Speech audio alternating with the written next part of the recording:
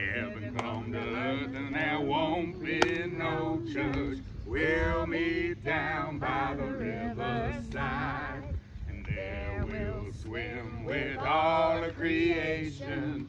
Never get tired, never bored. Don't worry, children, someday there'll be no dam between us and our Lord.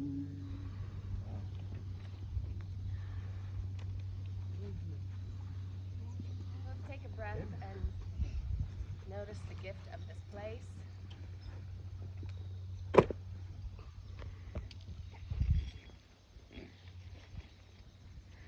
going to invite Chris to start us off with a reflection. Start off. Chris.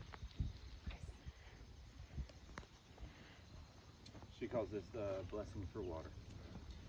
Praise and gratitude to the sacred waters of the world, to the oceans, the mother of life, the womb of the plant life that freshens our air with oxygen, the brew that is stirred by sunlight and the moon's gravity into the great currents and tides that move across the earth, circulating the means of life, bringing warmth to the frozen Arctic and cool, fresh winds to the tropics.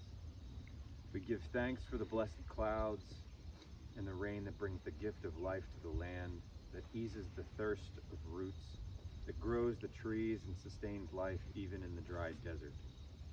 We give thanks for the springs that bring life-giving water up from the ground, for the small streams and creeks, and for the mighty rivers. We praise the beauty of water, the sparkle of the sunlight on a blue lake, the shimmer of moonlight on the ocean's waves, the white spray of the waterfall. We take delight in the sweet singing of the dancing stream and the roar of the river in the flood. We ask help to know within ourselves all the powers of water, to wear down and to build up, to ebb and to flow, to nurture and to destroy, to merge and to separate. We know that water has great powers of healing and cleansing, and we also know that water is vulnerable to contamination and pollution. We ask help in our work as healers, in our efforts to ensure that the waters of the world run clean and run free, that all the earth's children have the water they need to sustain abundance of life. Blessed be the water.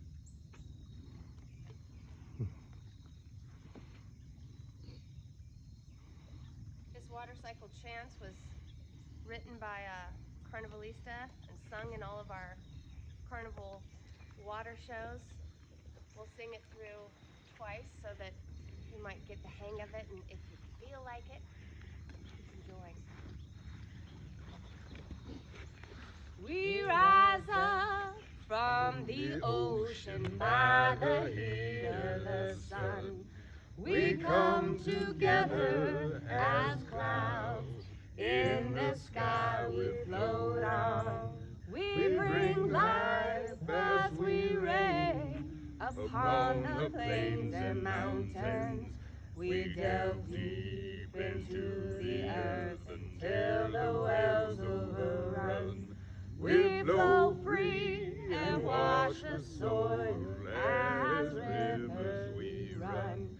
We come home back to the ocean we came from.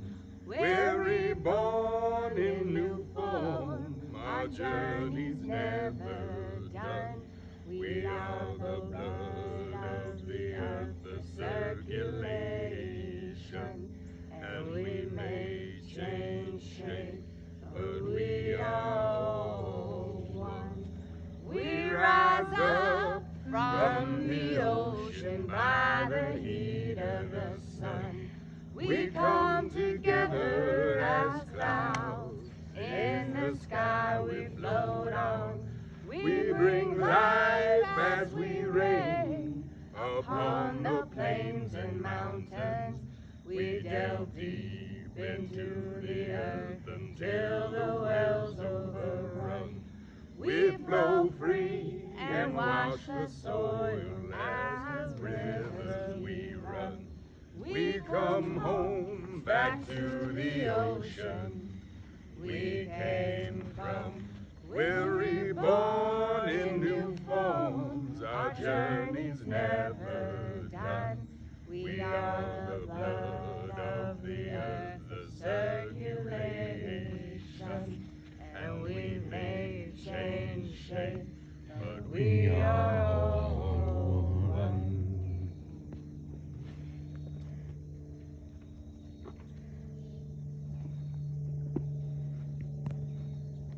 Let's just listen for a moment.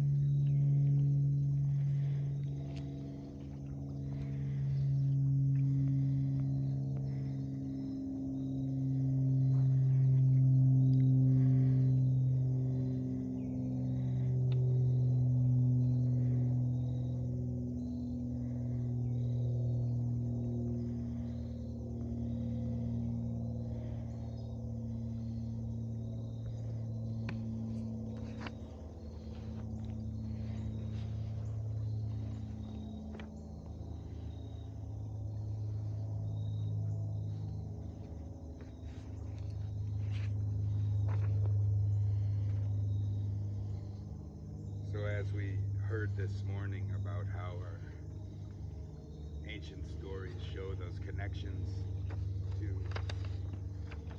water, connecting us to life, connecting us to community, connecting us to healing, connecting us to cleansing.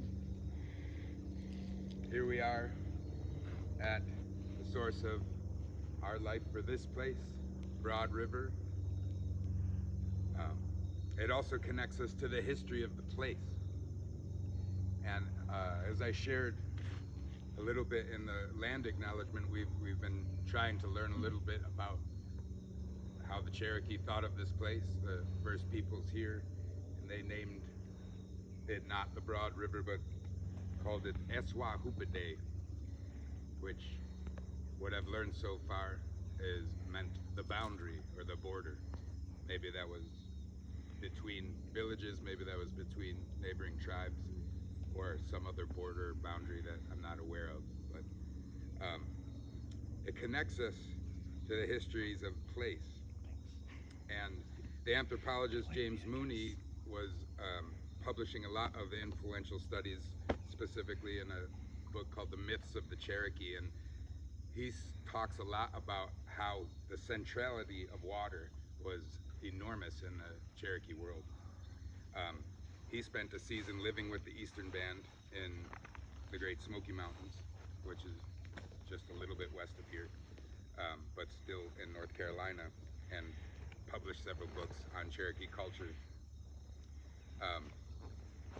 He discovered during his season with the Eastern Band that at the very beginning of the Cherokee cosmology, when he was recording the nation's origin story, the Cherokee conceived of the earth as a great island floating in a sea of water, suspended at each of the four cardinal points by a cord hanging down from the sky vault.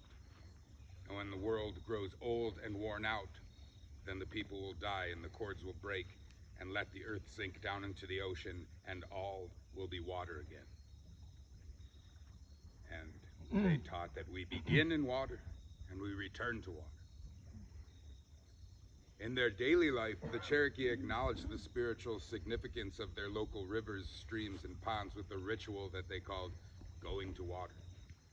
Every day, every morning at daybreak, they would be led by a healer down to a running stream where the group would face the rising sun and immerse themselves completely in the flowing water, which to them enacted a kind of rebirth. That ceremony of communion touched on nearly all the spheres of their social life. Going to water was a part of the ritual for obtaining long life, for winning the affections of a mate, for recovering from sickness, for calling down prosperity upon the family at each return of the new moon. The importance that water has in Cherokee culture was everywhere, similar to what we were hearing this morning about the importance of the water in the Israelite culture. It was the thing that holds all of that history together, how sacred the water was. They called, the word for river in Cherokee translates to long person.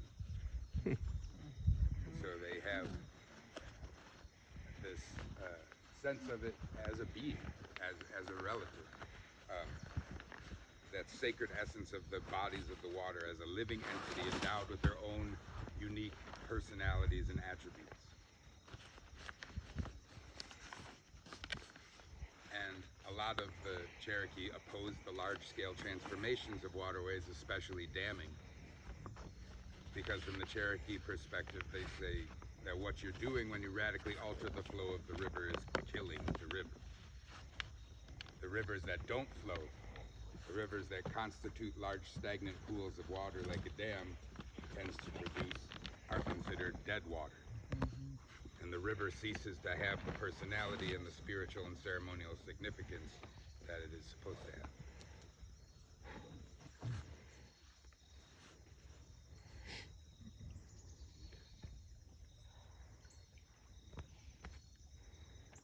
So we're here at the Broad River, trying to listen to the land and the ancestral homeland of the Cherokee. We want to do a little bit of thinking about different waters and how they've affected our healing, our transformation, our cleansing, our sense of place, our sense of homecoming. And so I'm going to invite Leonardo up now to share a story and a song from your water. Thank you.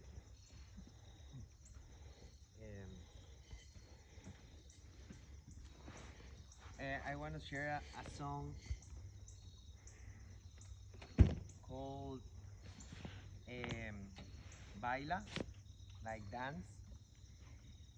It's the history about a drop of water going down. I will try to describe the song the best I can with my English. Is not perfect, but yeah, it's a drop of water going down to the mountain, and then the drop of water join the river and transform in a river, and then that river go to the ocean, and the history about the drop of water that the big transformation and being one with life, and then the ocean uh, invite us to dance with her, with with water, um, and give us the conscience about we are the same and we are one, and if we take care of us, of our people, of our children, is the same importance to take care about water. And water to me has a strong meaning because the story that I told you about a girl that was mad because he saw an injustice in the taxi point. Then she got involved in a fight with indigenous people that an international company came and tried to took the river um, to privatize the natural resources, because in Honduras now it's like we have like one of the most important jungles there, and beautiful and rich natural resources, but a lot of international companies are coming and are privatizing the natural resources, and this girl just started fighting with one of these international companies, and they just killed her, and this case is one of the most famous in Honduras, but also is one of hundred cases in Honduras about international companies taking the natural resources. So that's why also water have a strong meaning to me, and that's why also that this song is inspired about uh, the struggle to be one with the water. And in our community, we have a dynamic. Always when we drink water, we say, el agua es vida, con ella todo, sin ella nada. Water is life, with her all everything, without her nothing. And when I say el agua es vida, you will say con ella todo, sin ella nada. El agua es vida. El agua es vida, con ella todo, sin ella nada. One more time. El agua es vida, con ella todo, sin ella nada. So this is a song that a drop of water being ocean and invite us to dance.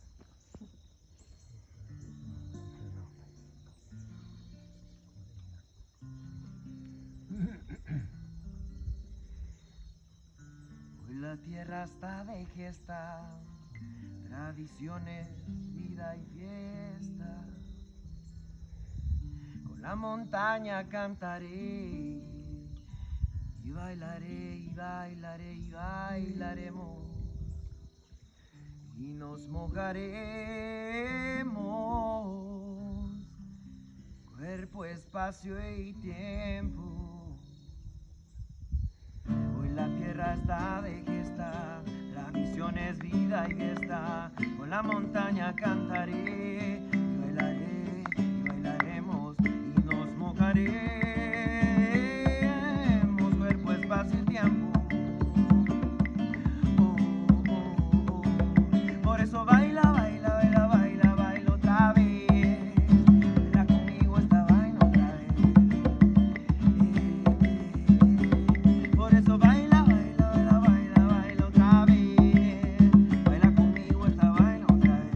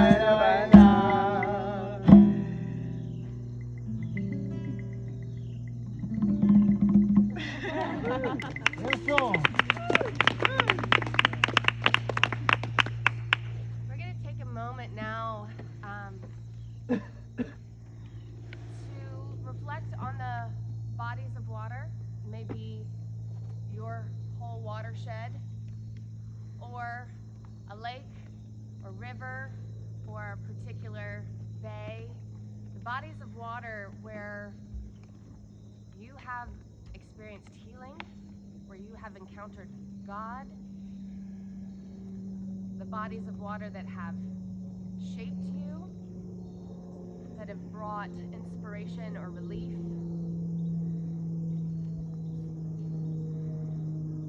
So I invite you now, we'll just sink into this place and lift up the names.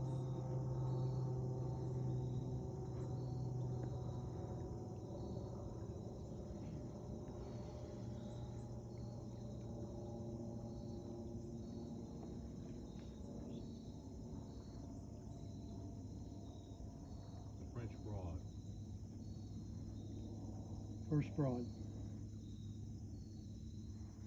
Ohanabakosh. The South Saskatchewan. Chattahoochee.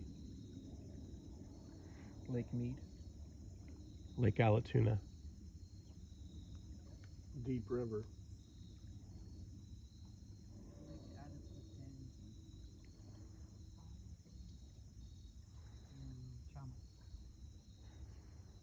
Colorado.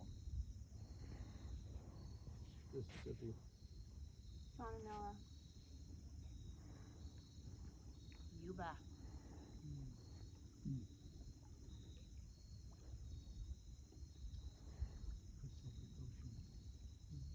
Atlantic Ocean. Tahoe. Buffalo Creek. Long Island Sound. Brush Creek. Anna Lake. Mine Creek. Wissahickon. Nicofi.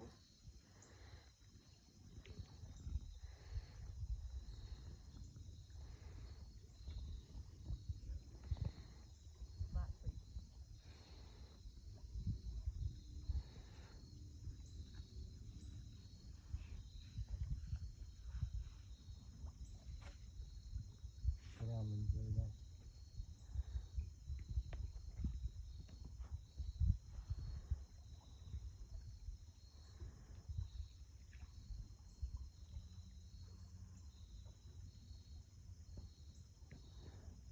We lift up our gratitude for all the gifts that we've been given, all the ways that we've been shaped by water.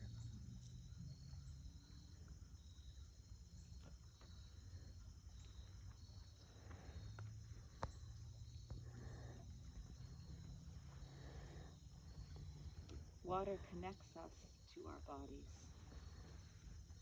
Water, blood, lymph, mucus, sweat, tears, inner oceans tugged by the moon, tides within and tides without, streaming fluids floating our cells, washing and nourishing through endless river ways of gut and vein and capillary.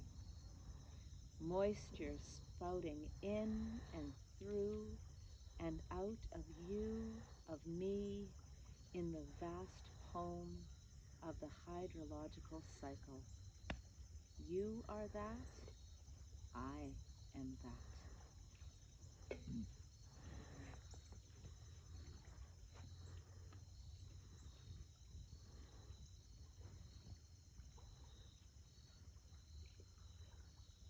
Now we're going to sing a song that's a little familiar, so you can sing along.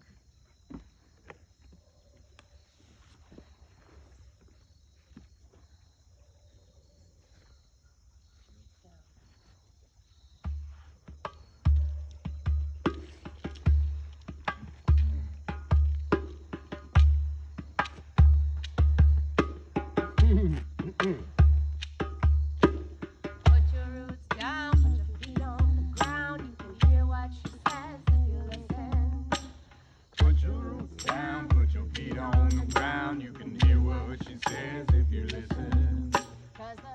sound of the river as she moves across the stone.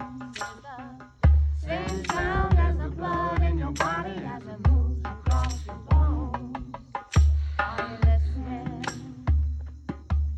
Are you listening? Put your roots down, put your feet on the ground. You can hear what she says if you listen. Put your roots down, put your feet on the ground. You can hear what she says if you listen. 'Cause the sound of the river as she moves across the stone is the same sound as the blood in your body as it moves across your bones. Are you listening? Are you listening? Put your roots down, put your feet on the ground. You can hear what she says if you listen. Put your roots down, put your feet on the ground. You can hear what she says if you listen. Sounds of the river as she moves across the stone is the same sound as the blood in your body as it moves across your bones. Are you listening? Are you listening? Go real quiet. Are you Put your roots down, put your feet on the ground. You can hear what she says if you listen. Put your roots down, put your feet on the ground. You can hear what she says if you listen. 'Cause the sound of the river as she moves across the stone is the same sound as the blood in your body as it moves across your bones. Are you listening? Are you listening? Are you listening? Are you listening?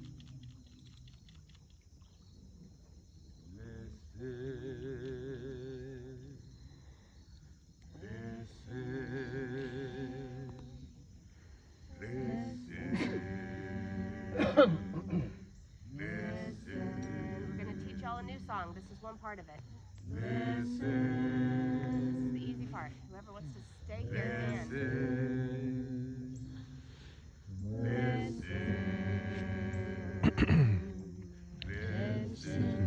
We'll do it one more time. This is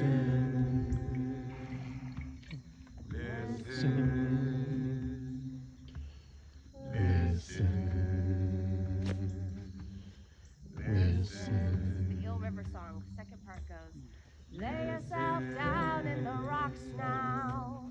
Let your body down in the river. Listen to the drumming from the other side. Lose yourself in the meantime. Lay yourself down in the rocks now. Let your body down in the river. Listen to the drumming from the other side. Lose yourself in the meantime. Lay yourself down in the rocks now. Let your body down in the river. Listen to the drumming from the other side. Lose yourself in the meantime. Listen. Let your body be your guide. Let the water decide. Lose yourself in the meantime. Listen. Let your body be your guide. Let the water decide. Lose yourself in the meantime. Listen. Lay yourself down in the rocks. Let your body be your guide. Let your body down in the river. Listen to the drumming from the other side. Lose yourself in the meantime. Listen. Lay yourself down in the rocks. Let your body be your guide. Let your body down. Let the water decide. Listen. In the meantime, listen.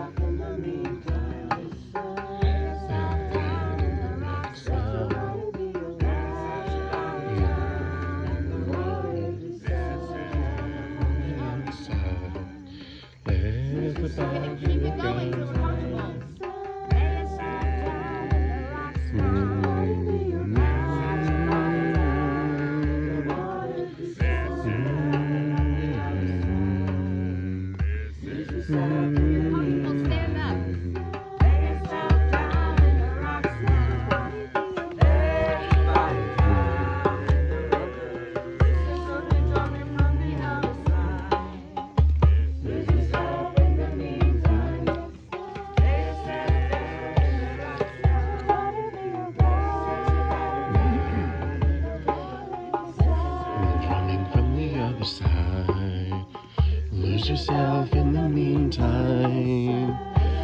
Down in the rocks now. Your body down in the river. Listen to it drop from the other side.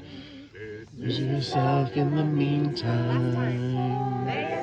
Down in the rocks now. Let your body down in the river. And drumming from the other side. Lose yourself in the meantime.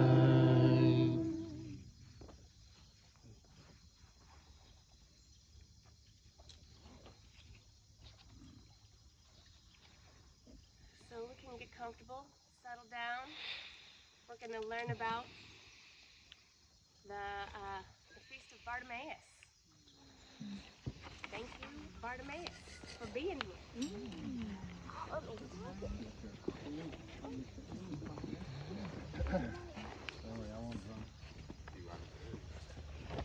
you.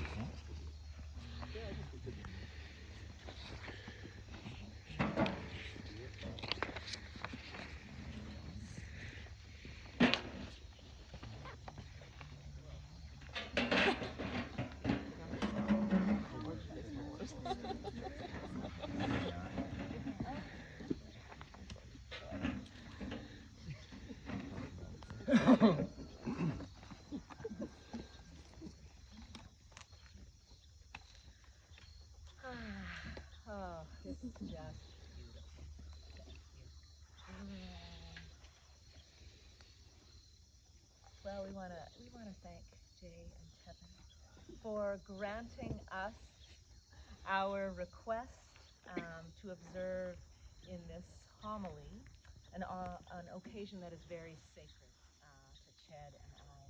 The gospel lectionary text for today is the story of a poor man named Bartimaeus. This tale, in which Mark gives us an archetypal portrait of healing as a journey from denial to discipleship, has shaped our lives profoundly. So meanwhile, in church, people are reading this text all over North America and beyond. It comes from the last part of the 10th chapter of the second gospel in our canon, the first one to be written. And we'll just assume you know this story. It's simple. Jesus is making his way to Jerusalem, and the last stop is Jericho, the aforementioned notorious city. And there he encounters a blind man who has set up shop as a beggar and a busker and someone who's clamoring for mutual aid. And everybody gets in his way, tries to silence him, and he calls out even more because he senses that there's someone who sees him. And Jesus, as he so often does, stops the parade and insists on knowing who is crying out, who has found their voice and is crying for liberation. And in the story, Bartimaeus, son of Timaeus, throws away his cloak. That means his whole franchise, his whole shop as a beggar. Throws it away, gets up, and Jesus asks him a very poignant question: what do you want? He's just finished asking that same question to his disciples, and you may remember their answer. Oh, we'd like to hang out in Mar-a-Lago and be number 1 and 2 in the new order. So fix us up, yo. But not Bartimaeus. He says, I just want to see. I just want to see. And Jesus says, your faith has healed you. Get up, great healing verb in the Gospels, and follow me on the way. And so does the blind man get his vision for discipleship.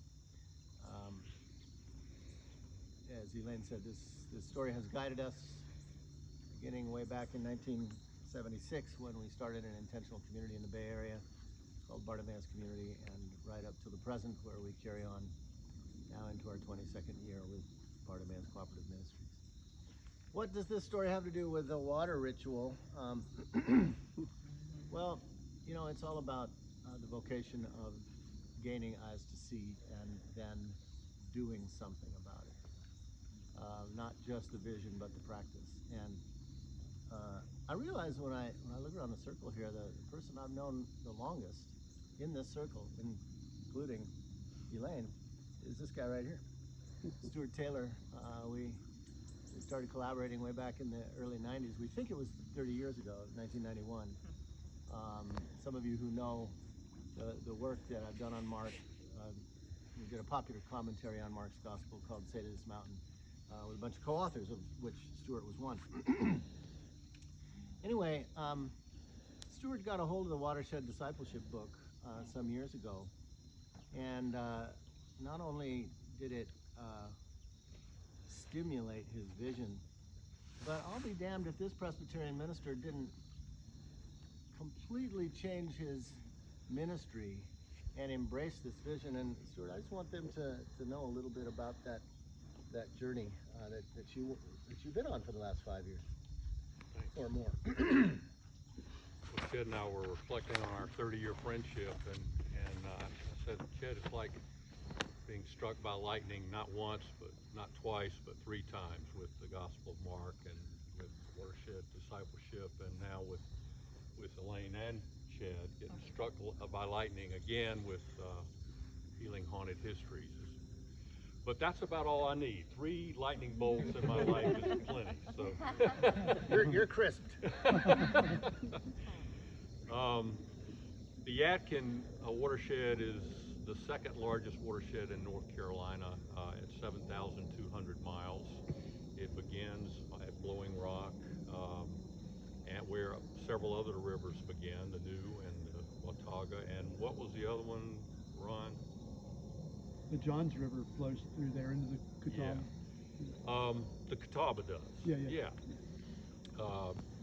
And Big Elkin Creek is a sub-watershed of the Yadkin.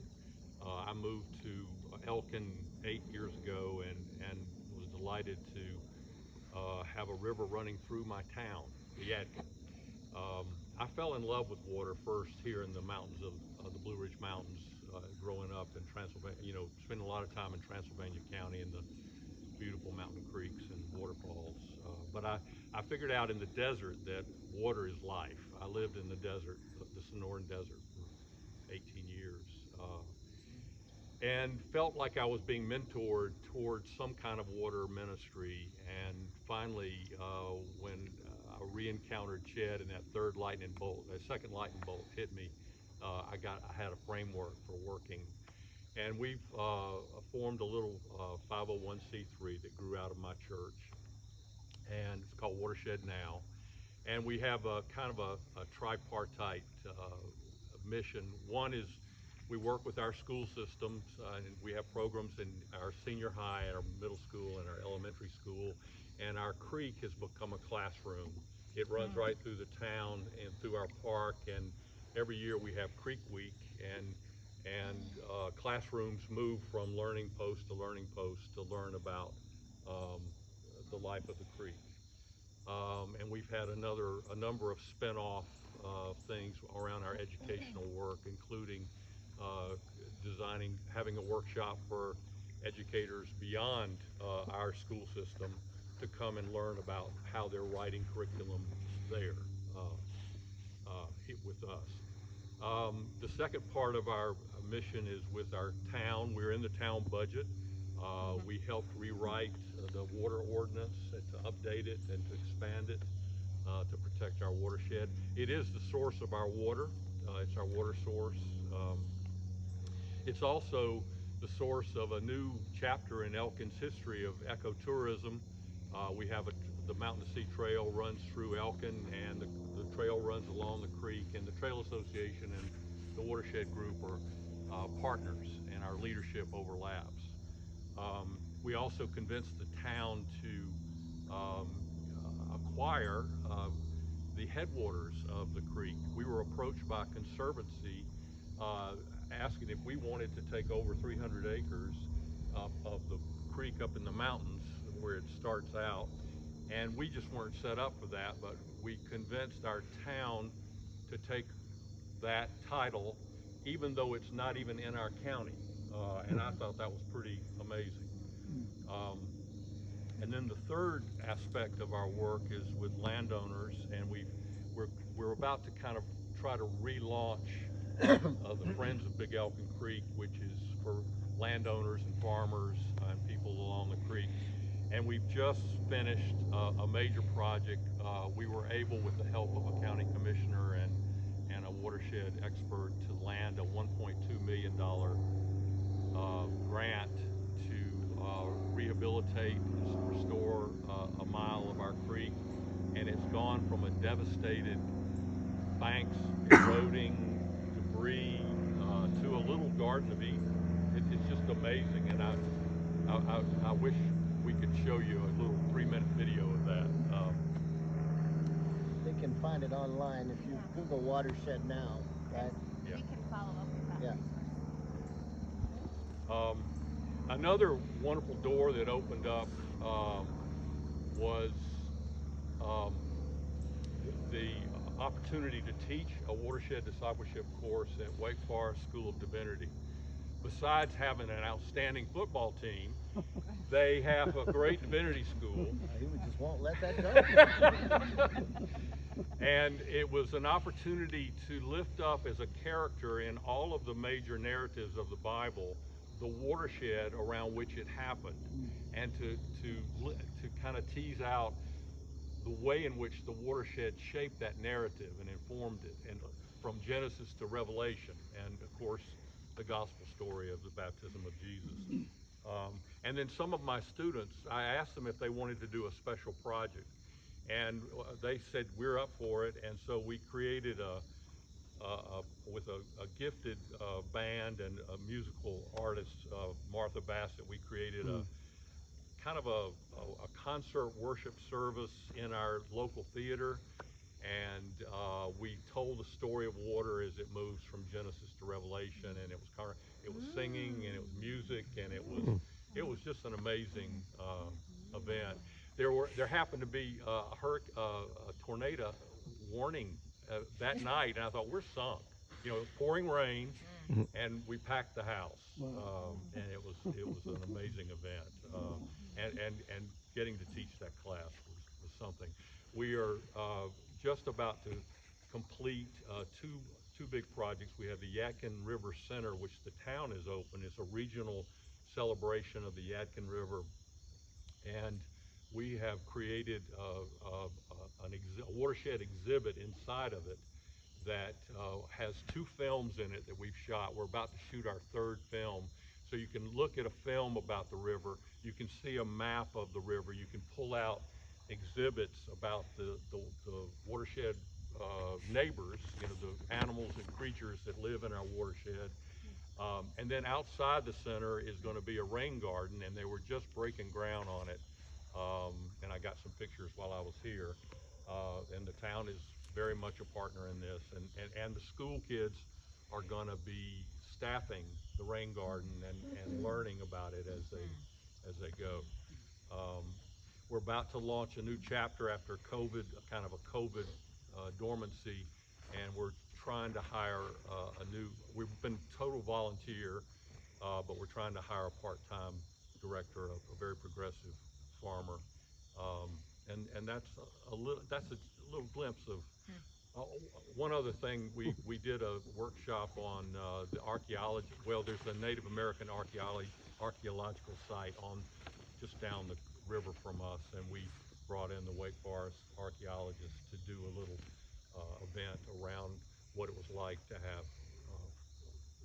the inhabitants of the watershed before us. So it's been a wonderful adventure, and again, I just want to thank you, Ched, and thank you, Elaine, for being my friend, our friends, and our rabbis. Appreciate it.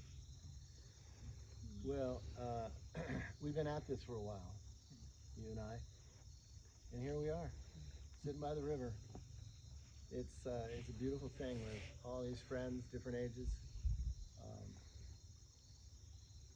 Reading the old stories is good. The ritual is good. But at the end of the day, it's about being disciples in and of our watershed and changing systems and structures, changing culture, changing educational habits, the kind of stuff that this Presbyterian pastor and his funky moves literally conjured from scratch in little old Elkin, North Carolina. It's just one of the real exemplary demonstration projects, so we're grateful to you, and and we know that similar things are going to come out of Dreaming Stone, all because we're given eyes to see. Suddenly we are now seeing and hearing and feeling the waters in ways we didn't before. It changes us, and we in turn strive to change the systems and the cultures that degrade the waters. That's what we're about. So, Elaine, some final words on this feast of our patron saint Bartimaeus. Yeah. Here's what we would say the Bartimaeus story has taught us over the years. Responding to Jesus' call is not a matter of cognitive assent, nor churchly habits, nor liturgical or theological sophistication, nor doctrinal correctness, nor religious piety, nor any of the other poor substitutes that we Christians have conjured through the ages. Rather, discipleship is at its core a matter of whether or not we really want to see. To see our weary world as it truly is, shedding denial and delusion, the inconvenient truths about economic disparity and racial oppression and ecological destruction and war without end. And to see our beautiful world as it truly could be, free of despair or distraction. The divine dream of enough for all, beloved community, restored creation, and the peaceable kingdom. To apprehend life in its deepest trauma and its greatest ecstasy, in order that we might live into God's embrace of both pain and promise. Bartimaeus speaks to all who are trying to reckon with climate catastrophe and its interlocking social and ecological crises. May we be given eyes to see all that creation has to teach us, and be willing to risk all to follow the wisdom of Joshua and Elisha and Jesus, immersing ourselves into sacred waters to find healing, courage to resist, and a new identity as a watershed community. We commend this ancient story to you on this feast of the beggar who gave up everything just to see and get up on the way. Amen.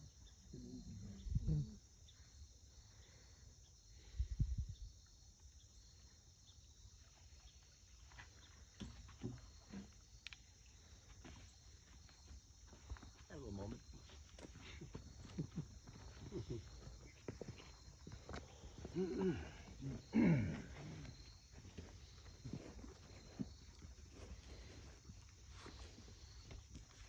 a final song, a familiar song.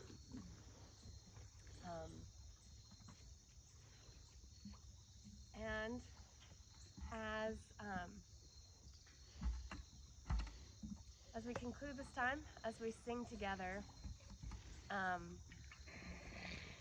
holding all of the like little potent kernels that we've gotten this morning, thinking about entering into the watershed, being baptized into a place, thinking about water as healer, and thinking about our healing being connected to our ability to truly see. As we do our final song, I'm going to invite y'all, feel free to walk over the blankets. Feel free to move carefully, take care of your bodies as we traverse the rock. Feel free to take your time. But I'm going to invite all of you to find your way to the water's edge. And we're just going to experiment with the honoring the gift of the water and honoring our longing. We want to see by placing our hands in the water and 7 times let's touch the eyes and bring the gifts of this broad, of the river,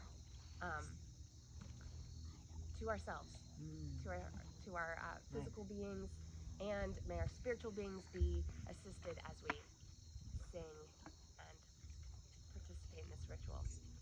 Does this feel clear and good? All right, let's take our time, breathe through it. All right.